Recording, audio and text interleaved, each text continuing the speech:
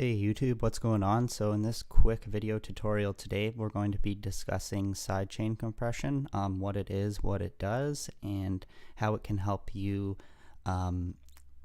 poke elements through your mix a little bit better to allow for bigger sounds.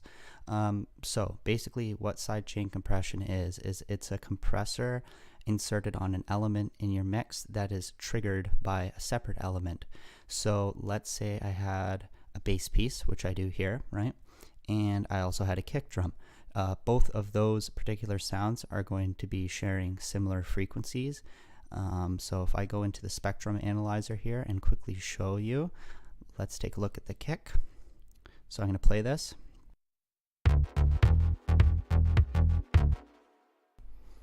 So you see the particular frequencies that the kick takes up, and then if we go into the bass,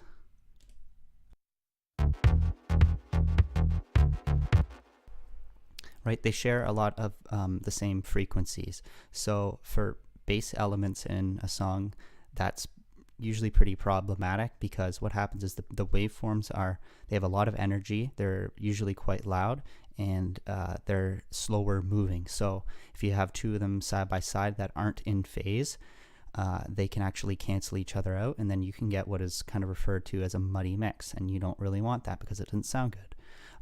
So what you can actually do is you can tell the kick to trigger a compressor on the bass so that every time it hits, the bass attenuates in volume, and then there's more headroom available for your kick to come through. So let's do that right now. So here's my kick channel set up, and here's my bass channel as well. So I'm going to spin the rack around. Okay, so here is my my kick is being routed into a Spider audio merger and splitter, which basically just splits the signal up. So I have the kick actually coming through these wires here, the sound of the kick, and then I can use all of these little thingy-majigs to route wires to other parts of my rack. So, and it's going to carry the kick signal. I'll put in a M-class compressor here. And what I'm going to do is I am going to route the kick into the sidechain. So now every time the kick hits, this compressor is going to be activated, which is actually connected to the bass. So it's going to make the volume of the bass lower every time it hits. So let's listen.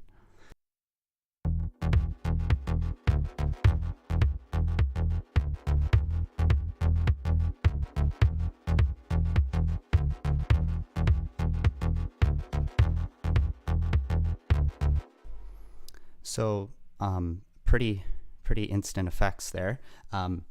You notice that once I messed around with the ratio, attack, and release and threshold a little bit, you can get a setting where you don't actually notice the bass ducking out too much, so it doesn't distract the listener, but it still allows the kick drum to kind of peek through. That would be using sidechain compression in like a mixing context. If you were to use it as an effect, so let's say you had like a really wide pad or some cool trance leads going on and you wanted a big pumping sound, right, you can really exaggerate that effect if you want with all of the settings on your compressor. So yeah, I guess, and to quickly go over that, you could choose like a high ratio, a lower threshold, and you could also muck with the attack and release to get something that sounds really pumpy if that's what you wanted. But yeah, so that's that. This particular technique applies to all DAWs, obviously. You just have to make sure that the compressor or VST that you're using has like an external sidechain input. So you wouldn't actually be manually routing wires or anything. You would just be setting sources, right, in your DAW. So yeah, that's about that. For Reason users, if you want to keep watching, I'll show you how you can kind of use the SSL comp as well for a similar thing. So here's our bass bus, right?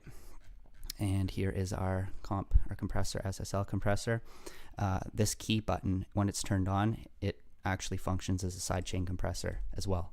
So I can go into our bass bus, I can route our wiring again into the dynamics input of this mix channel here.